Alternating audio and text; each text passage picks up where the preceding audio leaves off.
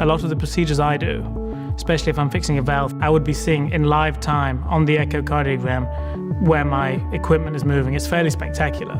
And I use the hybrid operating room a lot. We just had a new cath lab built.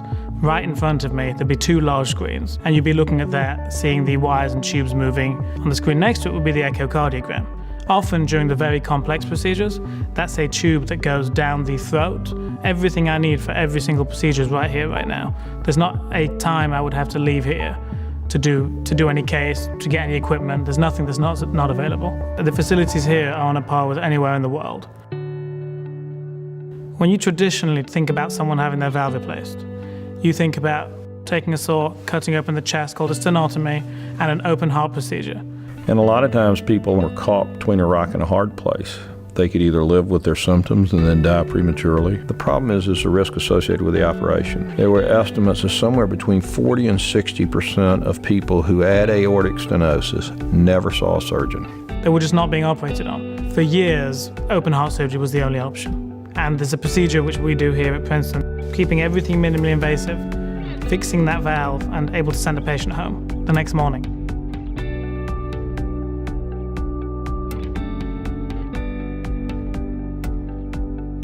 For example, replacing an aortic valve, we would now go through the leg on those patients. This is a procedure which can take just an hour long. You can advance a valve up to the heart, and this patient can go home in less than 48 hours. That patient clearly has benefited from a minimally invasive strategy. There's sort of very few things in medicine where you have such a discrete impact on somebody's life just with one intervention, which is nice.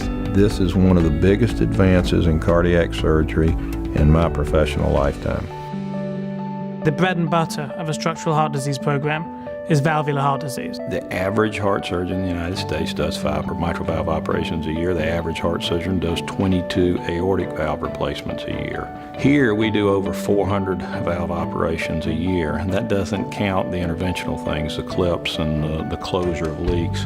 And if I was a patient, I want to go where the numbers are. There have been data repeatedly that show quality follows numbers. And if you're doing a high volume of procedures, you're more likely to contribute fewer problems.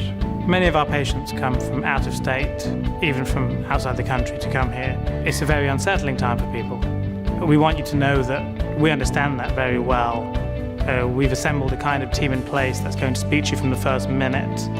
Where's your family going to stay? We have a team in place that pays specific attention to that detail, because honestly I think that's just as important as the rest of the process. And I'm very proud to kind of work in a team where that's the main focus, is the patient. What we're not about doing here is just doing an operation and being done with someone. We're all about following you, being available for you afterwards. This is the way this place runs. Everyone on the same page about one thing, which is the patient.